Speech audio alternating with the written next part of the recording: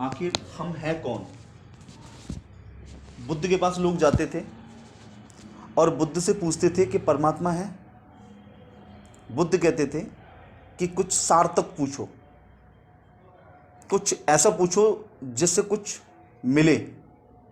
ये व्यर्थ के क्वेश्चन मत करो। व्यर्थ के जो सवाल हैं कि भगवान हैं, वो रास्ता ही बंद कर दिया ताकि आगे वाला व्यक्ति कुछ और ना पूछ पाए।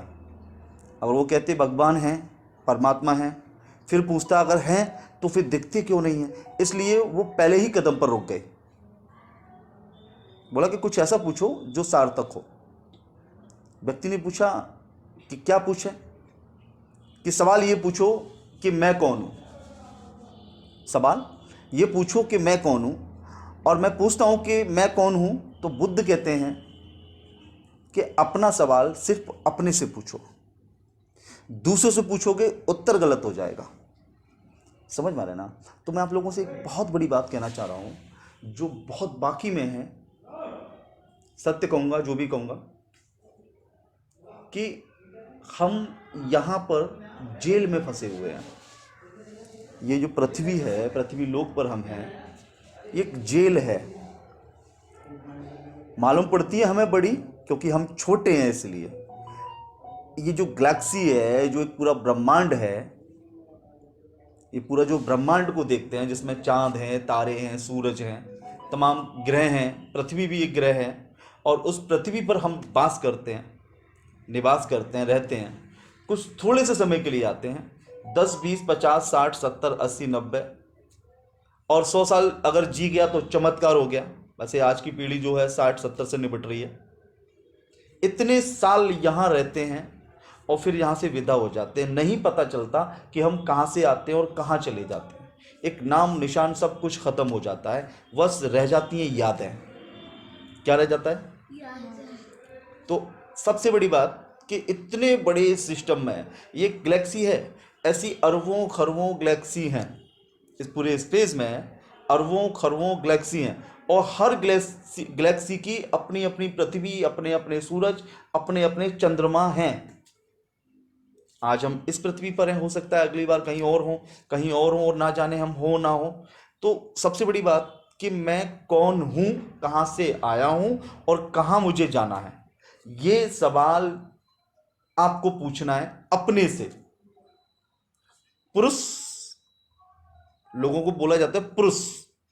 पुरुष शब्द कहां से निकला? पुरुष शब्द पुर से निकला। किससे निकला बच्चों? पुर से। पुरुष शब्द पुर से निकला, और पुर नगर को कहते हैं। किसको कहते हैं? कानपुर, फतेहपुर, ऐसे तमाम पुर हैं। तो पुर नगर को कहते हैं, और पुर शब्द से ही पुरुष शब्द बना। अब तो साइंस भी कहती है कि मनुष्य के अंदर कोई 7 करोड़ जीवाणु होते हैं। कितने? जीवित जीवाणु 7 करोड़। हमारे शरीर के अंदर 7 करोड़ आत्माएं होती हैं। जैसे हम जिसको आत्मा बोलते हैं, जीव बोलते हैं, वो हमारे शरीर के अंदर 7 करोड़ जीव हैं। कितने जीव हैं? 7 करोड़ जीव हैं। तो एक नगर है, बड़ा नगर है।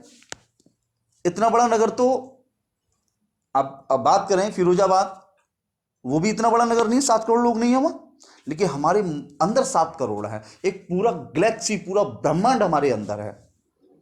अभी विज्ञान की हो सकता है कि खोज में थोड़ी सी गड़बड़ी हो, और ठीक से अगर इसका रिसर्च किया जाए तो 7 करोड़ से अधिक ही मिलेंगे, कम नहीं। पहले कहते थे 84 लाख योनियां होती हैं। लोग विश्वास नहीं करते थे, करते थे नहीं, लेकिन विज्ञान ढूंढते ढूंढते 84 लाख क्रॉस कर रही है। साइंस आज 84 लाख को क्रॉस कर रही है। तो ये योनियां हैं। तो मेरा कहने का मतलब है, संसार गलत नहीं है। संसार एक विद्यालय है, संसार एक स्कूल है। इस संसार में आप आए हैं, पढ़ने के लिए आए हैं, और पढ़कर यहाँ पास हो जाओ, तब तो आप आगे की क्लास में जा सकते हैं। अदरवाइज फेल हो गए तो फिर दोबारा आपको इसी संसार में रहना ही पड़ेगा। सत्संग का मतलब होता है सत्य का साथ। जहाँ देखिए, सत्संग का मैं आपको अर्थ बताऊं क्या होता है, कि अभी आपकी बंजर जमीन है। आपका जो माइंड है वो एकदम बंजर है। जो अभी मैं आपको कुछ ज्ञान दूं तो बेकार हो जाएगा। ऐसे बेकार हो जाएगा कि एक बीज को और हमने एक बंजर जमीन पर डाल दिया तो वो बीज नष्ट हो जाएगा ना। इसलिए सत्संग का मतलब होता है कि पहले वो जमीन को उपजाऊ बनाओ, उस जमीन में जो कंकड़ पत्थर उनको अलग करो, मिट्टी उपजाऊ बनाओ, पूरा बढ़िया तरीके से उसको सेट करो। जब वो उपजाऊ हो जाए तब उसके अंदर बीज डालते हैं। जब बीज डालते हैं तो फिर वो बढ़िया से पौधा बनता है, पेड़ बनता है, तमाम तरह की उम्मीदें लेके बीज जाता है और फिर एक बड़ा सा पेड़ बन जाता है। समझ मारी ना बात। एक बड़ी मजे की बात हम आपको बताएंगे कि किसी ने कहा कि आप पेड़ में पानी दो। अब वो बंदा गया और जाके पेड़ों पर पानी छिड़काया, और जब पेड़ों पे पानी छिड़क दिया तो उससे कोई फर्क नहीं पड़ा। जब पेड़ों पे उसने पिंडी पे पानी डाल दिया या पत्तों पे पानी डाल दिया, वो पेड़ को कोई फर्क नहीं पड़ा। तो बहुत बड़ी मजे की बात है कि आप अगर रूट्स जड़ को पानी देते हैं तो पत्तों तक पहुंच जाएगा, और पत्तों को पानी देते हैं तो वो जड़ तक नहीं आ पाएगा। जान रहे हैं ना।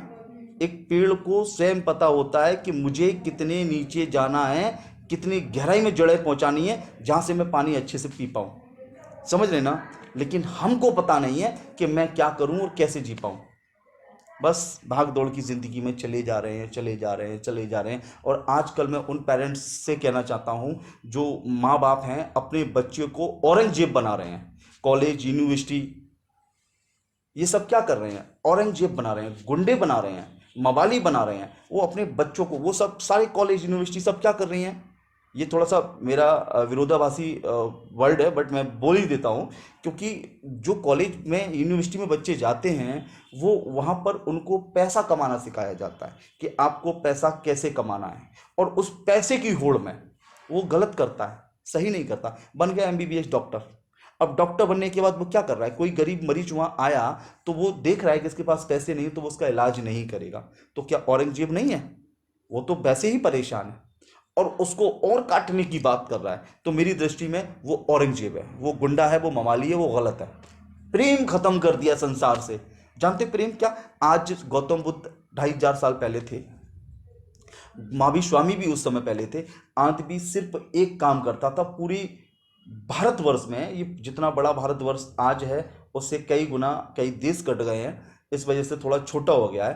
पहले ये पूरा होता था, जिसको कलिंग बोलते थे, भारत नहीं बोलते थे, कलिंग बोलते थे, पूरा कलिंग हुआ करता था। जहां पूरे कलिंग के अंदर ये अफगानिस्तान, पाकिस्तान, तिब्बत, नेपाल, भूटान, जापान, ये सब कुछ एक भारत में हुआ करते थे। अपनी एक सीमावर्ती देश जो है वो सब एक ही हिस्सा हुआ करता था, जहां अशोक सम्राट और ये मौर्य वंशज का शासन चलता था। उस समय सिर्फ और सिर्फ एक ही चीज थी कि हर व्यक्ति सुबह उठता था और मोक्ष की प्राप्ति में लग जाता था, ध्यान में लग जाता था, मेडिटेशन में लग जाता था, और प्रचार, हर व्यक्ति, बूढ़ा, जवान, बच्चा, औरत, आदमी, सब उसी लाइन में चल रहे थे। लेकिन अब 2500 में इतना परिवर्तन आ गया, इतना परिवर्तन आ गया कि वो उसको छोड़कर हर व्यक्ति, हर बच्चा, हर बूढ़ा आज के टाइम में पैसा कमाने में लगा हुआ है। अभी